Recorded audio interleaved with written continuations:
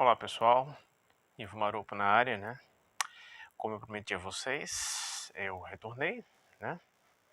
Depois de uma semana sem gravar, justamente porque eu estava providenciando, como eu já havia falado antes, uma iluminação um pouco melhor, né? Agora vocês podem me enxergar de fato.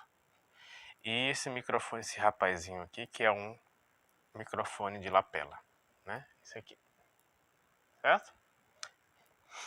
Bom, nesse vídeo eu gostaria de esclarecer, na verdade, sobre esta guerra cultural, né, que nós temos anunciada, declarada pelo governo atual, já de meses, né, de campanha anterior à sua eleição em 2019, né, para 2019, né, já em 2018 e bem antes, né, anunciada não só por Bolsonaro, mas por principalmente Olavo de Carvalho, que obviamente é o seu guru, né, como a gente já sabe, e ventilado por meios como Nando Moura, entre outros, né?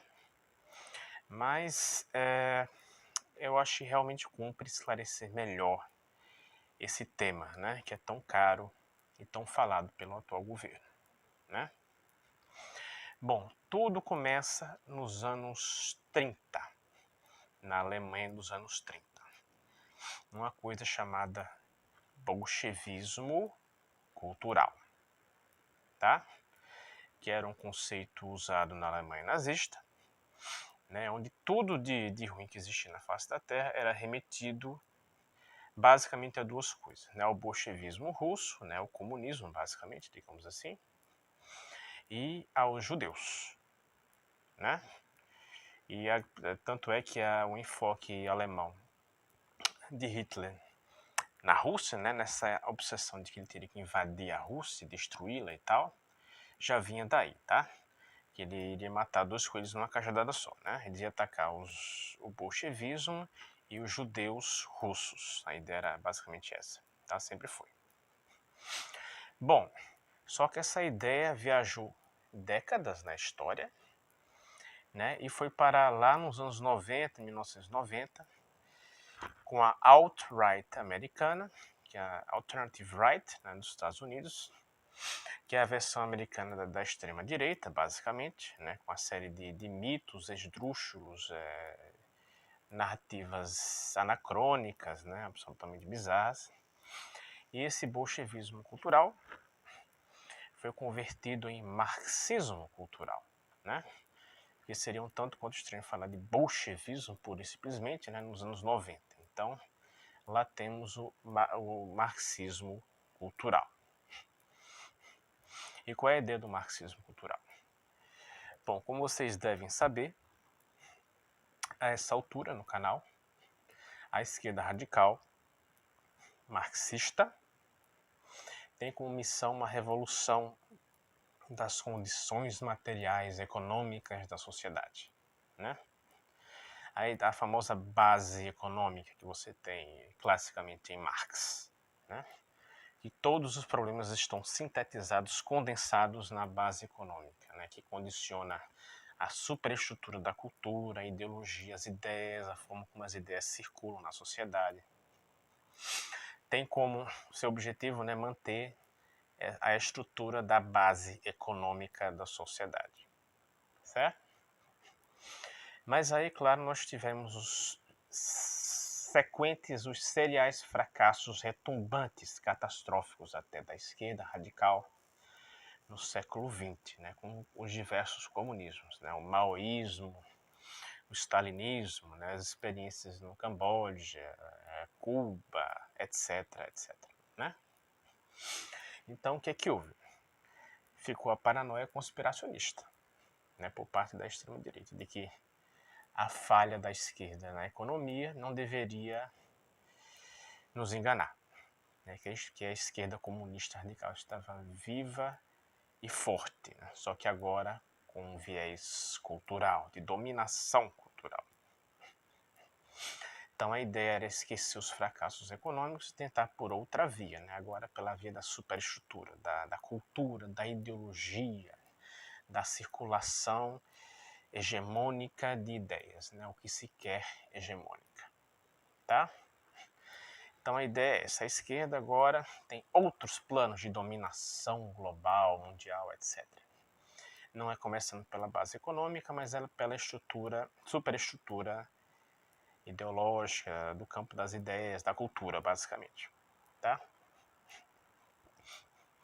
Só que, como eu já disse no vídeo anterior, isso não de forma alguma pavimenta caminho para uma dominação econômica ou de qualquer tipo, né? Como eu já disse, o próprio Lenin é um símbolo, né, histórico da esquerda radical, do bolchevismo, etc., revolucionário. Já é conhecida a sua fala de que um enfoque na cultura denuncia um fracasso da esquerda. Não é um plano maquiavélico da esquerda, é um fracasso da esquerda, tá? É uma espécie de colocar panos quentes. Você já não pode prover nenhuma revolução das condições econômicas da sociedade, e agora você apela para um multiculturalismo globalista, você luta batalhas culturais, né, de tolerância, etc., das minorias, percebe? E você tenta administrar, assim, né, a sua força hegemônica através da cultura. Mas não é para preparar caminho para uma revolução comunista, né? É apenas um testemunho de que ela não virá, certo?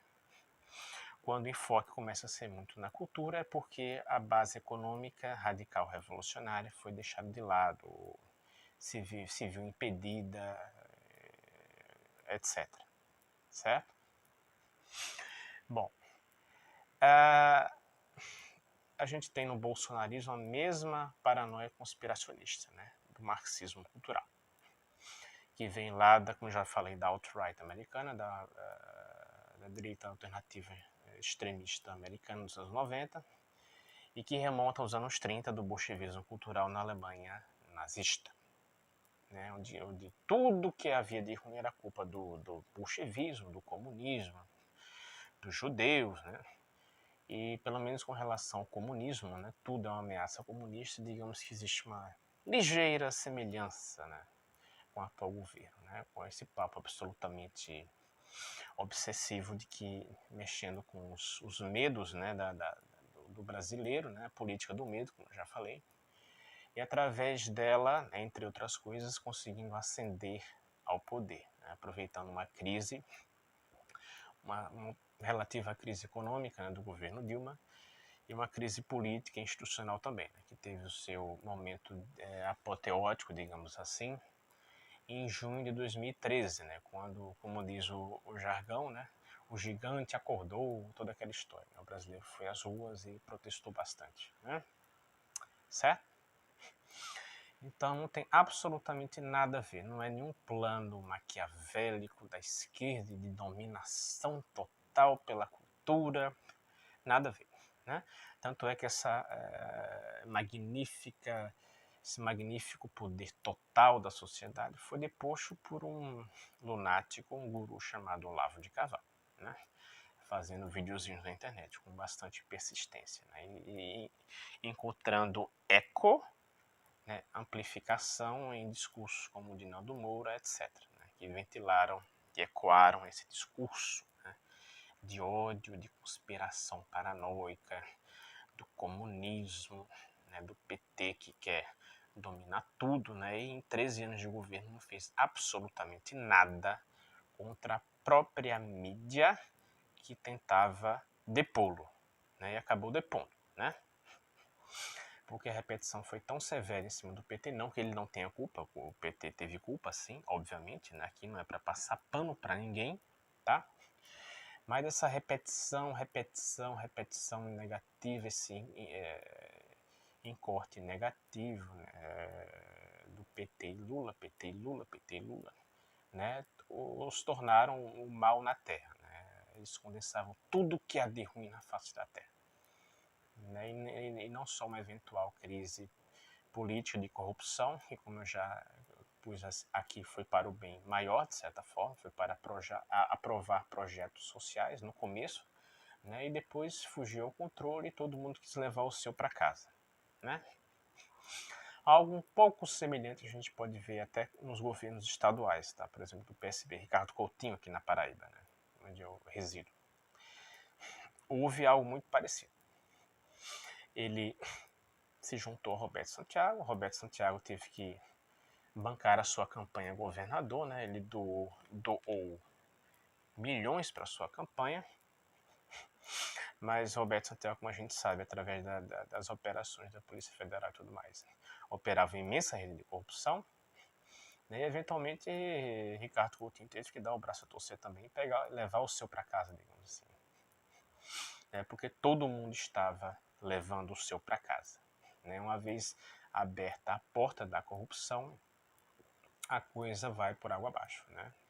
Tudo vem abaixo, eventualmente, né? Você abre uma porta e tudo acaba entrando, certo? Então esse vídeo é basicamente para isso, para desmistificar essa história de que existe um plano maquiavélico de dominação total do PT através da cultura. Não, o que existia era um governo progressista.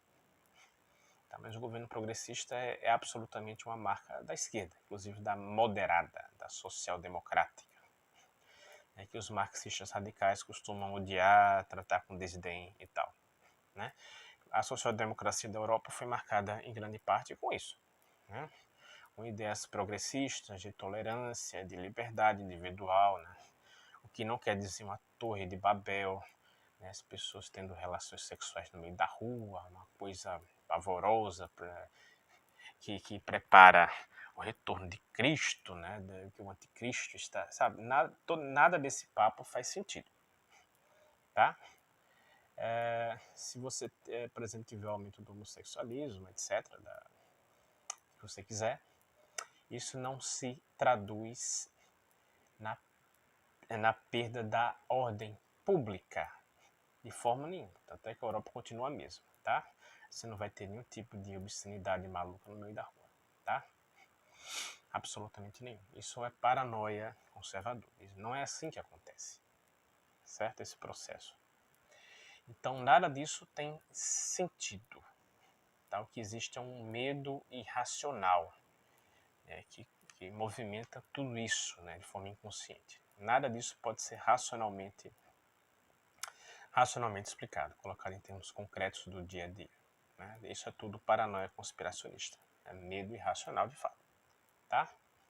A esquerda teve vários problemas, né? Eu pretendo detalhá-los, né, nos próximos vídeos ou eventualmente, mas esse não é um deles, tá, pessoal? Isso é pura paranoia conspiracionista, neoconservadora, que vem lá da alt-right americana, né, que foi importada para o Brasil, né? Não é à toa que Olavo de Carvalho é um fã de Steve Bannon, que também ventila essas mesmas paranoias, tá? E trouxe tudo aqui para o Brasil, né? Aproveitou nossos problemas, né, institucionais, políticos, econômicos, nossas crises. Isso abriu uma rachadura, um espaço. E esse discurso paranoico conspiracionista, né, a política do medo, né, que populista, que cria um inimigo só, né, externo, que macula a ordem social vigente, harmoniosa e honesta, né, que é a figura do PT, né, isso tudo permitiu a ascensão de Bolsonaro no poder, tá? Só para vocês entenderem de onde é que vem isso tudo, tá? Com maior detalhe, maiores detalhes, beleza? Dessa vez, basicamente isso. Um abraço.